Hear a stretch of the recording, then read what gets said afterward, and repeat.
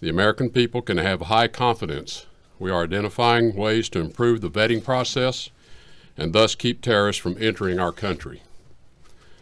To our allies and partners around the world, please understand this order is part of our ongoing efforts to eliminate vulnerabilities that radical Islamist terrorists can and will exploit for destructive ends.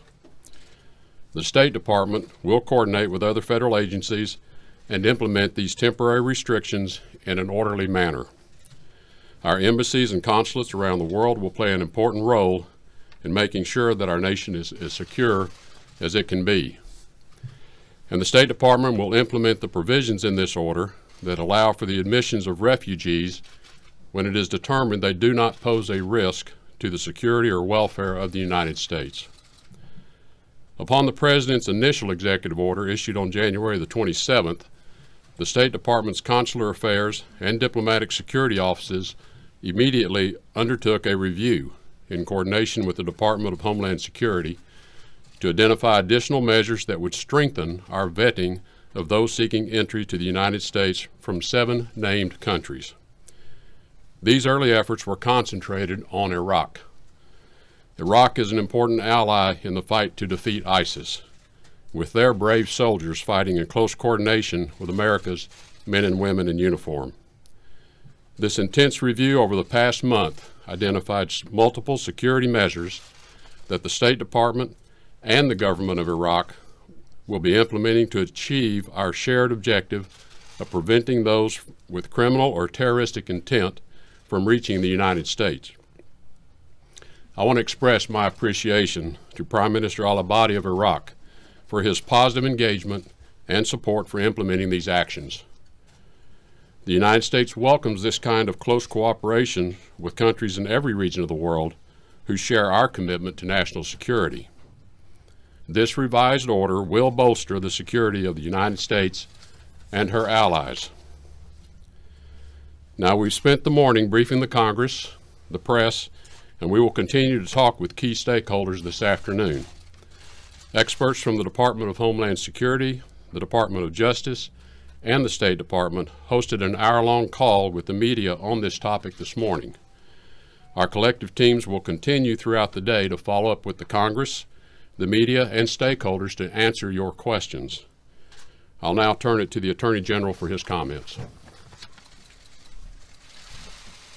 Thank you, Mr. Secretary, and good morning to all of you. One of the Justice Department's top priorities is to protect the United States from threats to our national security. Therefore, I want to discuss 2 points. First, the national security basis of this order, and second, the Department of Justice's role in defending the lawful orders of the President of the United States. First, as President Trump noted in his address to Congress, the majority of people convicted in our courts for terrorism-related offenses since 9/11 came here from abroad. We also know that many people seeking to support or commit terrorist acts will try to enter through our refugee program.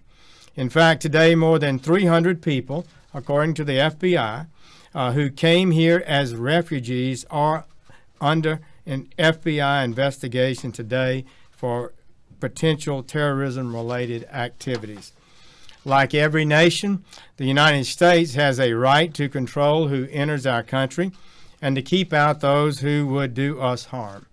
This executive order seeks to protect the American people as well as lawful immigrants by putting in place an enhanced screening and vetting process for visitors from 6 countries. 3 of these nations are state sponsors of terrorism. The other 3 have served as safe havens for terrorist countries where governments have lost control of their territory to terrorist groups like ISIL or Al-Qaeda and its affiliates. This increases the risk that people are admitted here from these countries may belong to terrorist groups or may have been radicalized by them. We cannot compromise our nation's security by allowing visitors entry when their own governments are unable or unwilling to provide the information we need to vet them responsibly, or when those governments actively support terrorism. This executive order responsibly provides a needed pause. We can carefully review how we scrutinize people coming here from these countries of concern. Second, the Department of Justice believes that this executive order, just as the first executive order, is a lawful and proper exercise of presidential authority. This Department of Justice will defend and enforce lawful orders of the President consistent with the core principles of our Constitution. The executive is empowered under the Constitution and by Congress to make national security judgments and to enforce our immigration policies in order to safeguard the American public. Terrorism is clearly a danger for America and our people. The President gets briefings on these dangers and emerging threats on a regular basis. The federal investigative agencies, the intelligence community, the Department of State, the Department of Homeland Security, and the United States military report to the President. Knowing the President would best possess such extensive information, our founders wisely gave the executive branch the authority and the duty to protect the nation. This executive order is a proper exercise of that power. Now, I will turn things over to our able Secretary John Kelly of the Department of Homeland Security. John? Thank you, Mr. Attorney General. Well, like the Secretary of State and the Attorney General, I welcome you here today. My comments will be relatively brief. Last week, the Department of Homeland Security celebrated its 14th anniversary, first opening its doors on 1 March 2003. This Secretariat was established in response to the devastating attacks of September 11th, when foreign terrorists turned a beautiful but ordinary day into a nightmare. Those attacks taught us that we could not take our nation's security for granted, that Homeland Security must be our top priority, and that we needed to overcome our collective inability to connect the dots of intelligence and arrange them into a more comprehensive picture of the threats posed to America and our way of life.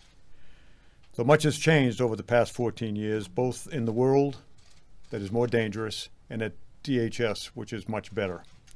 The fact remains that we are not immune to terrorist threats and that our enemies often use our own freedoms in generosity against us. Today's executive order, which President Trump signed this morning, will make America more secure and address long overdue concerns about the security of our immigration system. We must undertake a rigorous review and are undertaking a rigorous review of our immigration vetting programs to increase our confidence in the decisions we make relative to visitors and immigrants that travel to the United States. We cannot risk the prospect of malevolent actors using our immigration system to take American lives. This executive order is prospective in nature. Its focus is on preventing the entry of new foreign nationals from the 6 designated countries.